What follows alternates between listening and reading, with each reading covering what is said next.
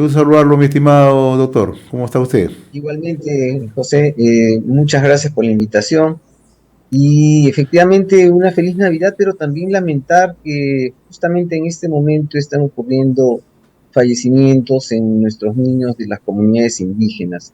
Eh, esta situación, de fallecimientos, es porque tenemos una epidemia de tos ferina. eh, no teníamos hace una década una situación similar, o más de una década esta situación. Lo que sí ocurre y viene ocurriendo en general en muchas partes del país es que tenemos coberturas de vacunación que no son óptimas, no están por debajo del 80-85%, y eso genera que se vayan acumulando algún grupo de población susceptible donde después es mucho más fácil que haya transmisión de la enfermedad. Usted ha sido en su momento director regional de salud en Loreto, conoce muy de cerca la realidad sanitaria y de salud pública en la región. ¿Qué es lo que ocurre realmente? ¿Hay una desatención? ¿Hay una falta de prevención en estos casos? Pero sobre todo porque afecta a comunidades que están bastante alejadas. Efectivamente, lo que tenemos en Loreto y en muchas regiones, en muchas otras regiones en la Amazonía del Perú, es una situación sumamente compleja en términos del acceso, geográficamente hablando. Conocemos toda la realidad allí acerca de que no existen literalmente carreteras, sino nuestras carreteras son los ríos. Y para las poblaciones en general que se encuentran ubicadas de manera dispersa y pertenecen a varias etnias, les es muy complicado salir, ¿no?, de estos lugares. Eh, Están asentados allí porque encuentran la fuente de alimentación y de trabajo, pero para poder abordar en algunas situaciones tenemos poblaciones que están tan alejadas como 11 días desde un centro urbano, o a 7 días promedio de un puesto de salud, por ejemplo, ¿no? Entonces, esta situación además se ve complejizada porque el personal suele ser foráneo, externo, no necesariamente habla siempre el idioma, en oportunidades está muy poco tiempo, son los compañeros que realizan el servicio rural en ocasiones. El puesto de salud o centro de salud generalmente tiene a cargo un profesional como enfermero o en muchos de los casos un técnico sanitario, especialmente en estos lugares más alejados, ¿no?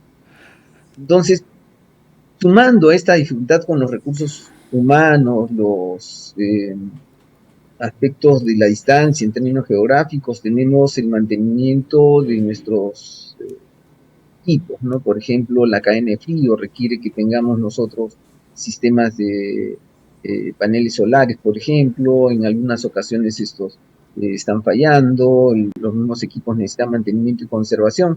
Entonces, esta situación hace que esto sea bastante complejo y en lugares distantes impide de alguna manera que tengamos nosotros las coberturas de vacunación apropiadas. Se requiere una intervención, por supuesto, sí, pero no es una respuesta llegar con brigadas que entran, vacunan y salen. Necesitamos nosotros una atención permanente, quizás un modelo diferenciado de atención de salud en las comunidades amazónicas. Usted Este, mencionaba hace unos instantes, doctor, que esta enfermedad no se presentaba hace tiempo en esta zona del país y que ahora los casos son más que preocupantes, 53 niños que han fallecido. ¿Cómo se presenta? ¿Cuál es la sintomatología de la tosferina?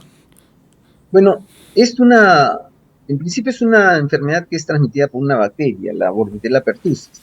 Esta inicia como una fiebre, un catarro común, poco de fiebre, rinorrea, tos, que se va incrementando a lo largo de los días por razón de que la bacteria se instala en la tráquea y en los bronquios.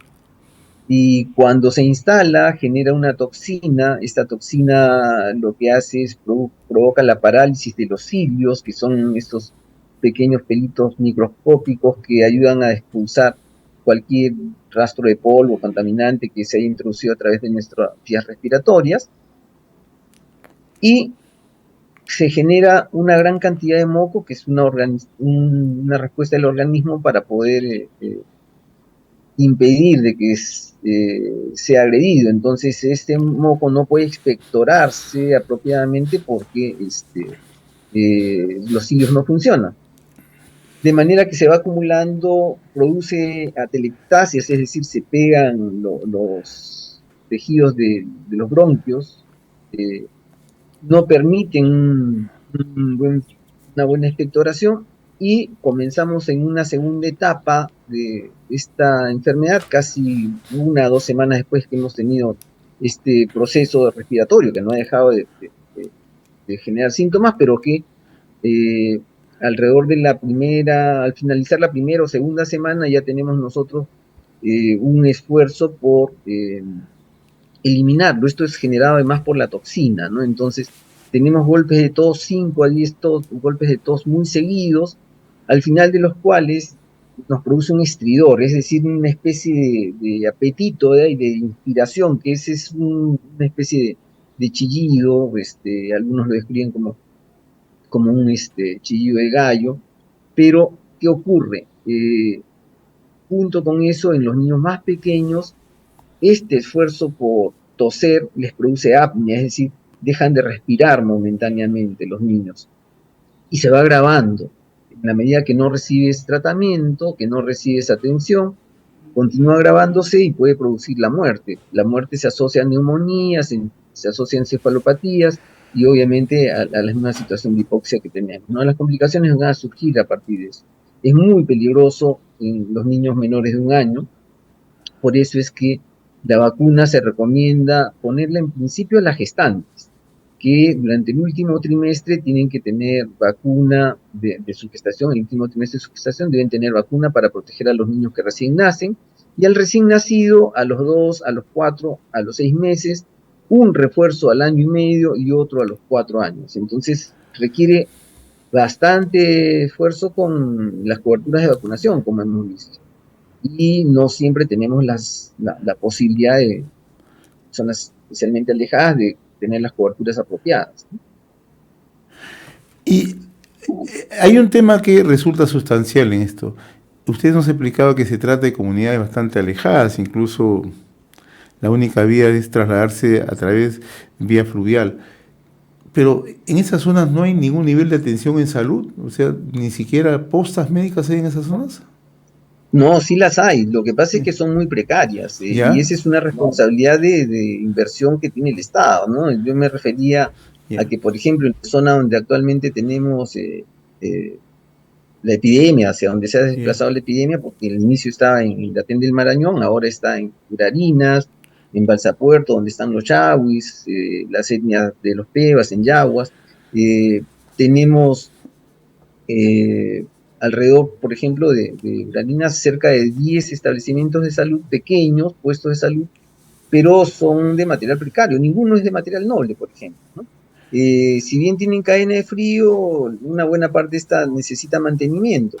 Generalmente está a cargo un técnico sanitario, tienen un motor, perdón, un deslizador con un motor relativamente pequeño, pero que requiere una dotación de gasolina para poder desplazarse a las comunidades, ¿no? Entonces, por ejemplo, un puesto 1-1, como de Nueva Esperanza, Uralinas, por ejemplo, tiene más de 16 comunidades indígenas a las cuales tiene que atender, y la mayoría de ellas están entre 15 a 18 horas de desplazamiento, ¿no? Algunas están a varios días. Entonces, esa dificultad de la ubicación geográfica limita el acceso. Y no sea tradicionalmente o por desgracia, no se le entregan todos los recursos que necesitan para que la población pueda ser atendida apropiadamente. Entonces, es por eso que digo que se requieren nuevos modelos que involucren inclusive la participación de los pueblos indígenas, que ahí hay un mito que ya sabemos que hay muchos mitos alrededor de esto, como que en algún momento alguna desafortunada declaración de un exministro de Educación decía, bueno, es que tenemos jóvenes, niñas que están saliendo embarazadas o que han tenido relaciones sexuales, pero es porque esa es su idiosincrasia. Acá la verdad es que no hay ese concepto, ¿no? Hay una situación de desconfianza muchas veces a los servicios de salud porque no funcionan apropiadamente. Pero no es cierto que la población masivamente rechace la vacunación.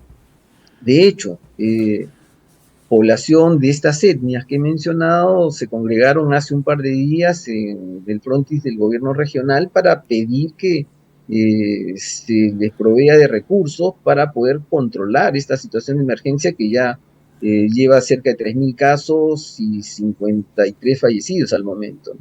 Entonces, ¿qué se requiere? Recursos para poder cubrir los combustibles, los vehículos, es decir, los botes que van a poder ayudar a desplazar a las brigadas, los costos de desplazamiento, ¿no? Y se requiere más o menos unos 300.000 soles para cubrir todo el territorio afectado, y requiere 3 vueltas seguidas, por lo menos, para poder tener coberturas apropiadas. Entonces, esto requiere un soporte nacional, una declaratoria de emergencia que les provea estos recursos. Muy bien, doctor Percy Minaya, yo le agradezco como siempre la amabilidad de haber compartido esta comunicación. Usted conoce muy bien la región Loreto y por eso que pedíamos su opinión, un tema bastante preocupante, toda vez que incluso el propio gobierno regional a través de un comunicado admite que hasta el momento son 53 los niños que han fallecido producto de la toferina. Yo le agradezco la gentileza, no sé si Sí, tenga algo que José, agregar. si me Sí, permite, cómo no. simplemente para terminar, es importantísimo que esto se tome en cuenta. Hemos tenido recién un consejo de ministros ampliado, una visita del presidente ahí, no se ha discutido el tema, y esta es la tercera vez durante el año que se viene pidiendo la declaratoria de emergencia sanitaria, ahora por los propios pobladores. Anteriormente lo hizo un grupo de exministros en el mes de septiembre, anteriormente a eso las autoridades regionales en el mes de junio, y sistemáticamente ha sido negado por el Ministerio de Salud diciendo que la situación estaba bajo control. Si bien se avanzaba en coberturas, no estamos bajo control, la epidemia sigue moviéndose en el medio rural. Interesante lo que usted menciona. En efecto, recientemente hubo un Consejo de Ministros ampliado en Loreto y si este tema no se ha tocado, no sabemos si es por descuido o simplemente no se conoce la realidad de lo que está ocurriendo en la región. Efectivamente, y sobre todo este reclamo por tener el soporte necesario para poder completar las actividades de vacunación. No es posible que tengamos una situación en la que todo el mundo se da cuenta que venía evolucionando. En el mes de junio teníamos 18 fallecidos y una epidemia que estaba fundamentalmente en el Datem de Marañón. Hacia el mes de septiembre teníamos cerca de 32 fallecidos y la epidemia en propagación en muchos de los distritos de comunidades indígenas. Hoy tenemos muchos más y se sigue reclamando la situación de emergencia y el gobierno todavía no ha dado señales de poder responder a esto. Por lo general, la respuesta es, bueno, esto está bajo control, no hay necesidad de declaración de emergencia, hemos transferido algo de dinero, pero lo cierto es que se viene derivando son los recursos habituales, ¿no? Es un poco más de recursos en algún momento, pero se requiere más apoyo que eso. Y en el futuro, ojalá la discusión de un nuevo modelo de atención en nuestras poblaciones de la Amazonía. Muy bien, doctor Percy Minaya, como siempre muy reconocido, las gracias a través de RCR y desearle un feliz 2026. Muy gentil, muy amable. Igualmente. Gracias. Gracias. Conversamos con el doctor Percy Minaya, viceministro de Salud, especialista en epidemiología de campo, sobre un tema bastante delicado. Hasta el momento son 53 los casos de fallecimiento de niños producto de la tosferina en Loreto. Hacemos una pausa. Regresamos en unos instantes.